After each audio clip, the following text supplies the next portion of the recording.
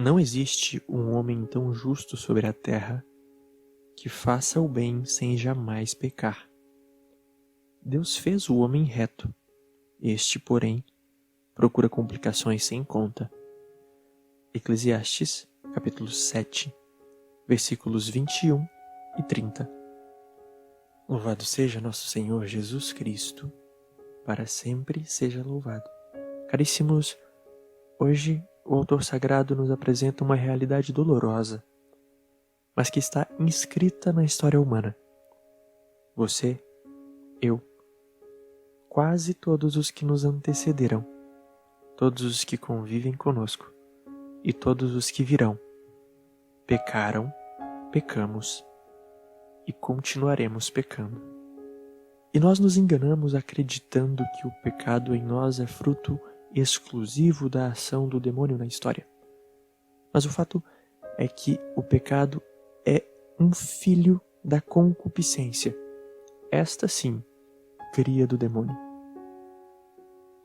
Afinal, se o pecado fosse uma cria do maligno, pura e simplesmente, para nós não haveria consequência. O pecado só o é porque nós o fazemos, porque nós conscientemente o praticamos.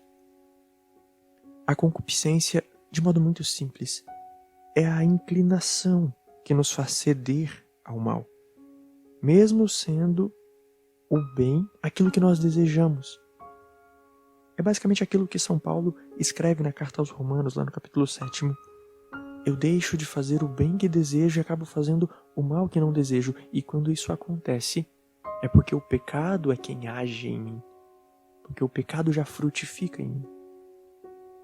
O que cabe a você e a mim é resistir. Resistir bravamente. Não esmorecer, não fraquejar. Não abrir portas ao que traz à tona o nosso pior. E o Senhor nos oferece duas grandes riquezas neste caminho. A primeira delas, um dom, o dom da fortaleza, que nos faz resistir diante daquilo que nos pressiona, que nos faz não ceder. A segunda grande riqueza é a própria redenção que o Cristo nos oferece. Ele, na cruz, se dá, com seu sangue nos lava, mas para isso é preciso que haja o arrependimento. Então, se a fortaleza me ajuda no momento que antecede ao pecado, a misericórdia responde ao arrependimento depois do pecado. E é importantíssimo diferenciar o arrependimento e a culpa, porque essas duas coisas trazem consequências diferentes, embora resultem, ou melhor, possam resultar dos mesmos atos. A culpa é aquele sentimento que nos acompanha, aquele sentimento que resulta de um ato que nossa consciência acusa, que nós sabemos ser mal. Trata-se de uma situação de consciência que nos leva à justificação, à lamentação. Nos leva a carregar o peso do pecado de forma consciente e decidida. Por outro lado, o arrependimento consiste na rejeição sincera ao pecado, na rejeição sincera àquela falta que nós sabemos ferir o coração de Deus e que também fere ao nosso coração, mas que não determina aquilo que nós somos. O arrependimento é a intenção de retidão, é a verdadeira virada e a abertura ao reencontro com o Senhor. Nós não podemos ceder à culpa porque ela é a porta de entrada para a acomodação com o pecado.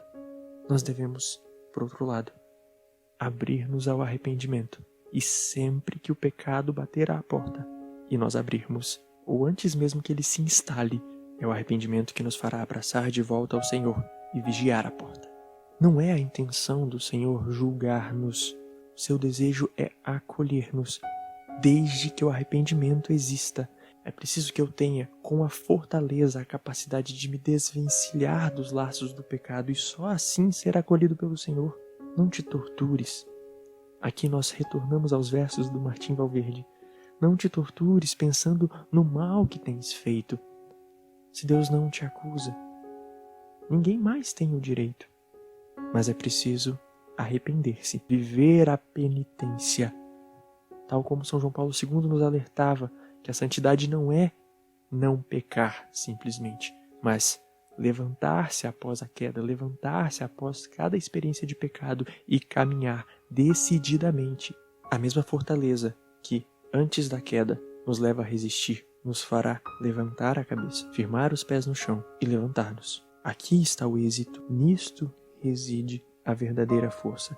No Senhor resistir à inclinação, fugir dela, ter verdadeira força de vontade. E aqui está o sentido dessa expressão: fortaleza. De fato, não houve, com exceção do próprio Cristo e da Virgem Maria, não há e não haverá homem que não tenha pecado ou que não pecará, mas absolutamente todos estão recobertos pela graça da infinita misericórdia. Basta que você e eu queiramos e creiamos. Louvado seja nosso Senhor Jesus Cristo, para sempre seja louvado.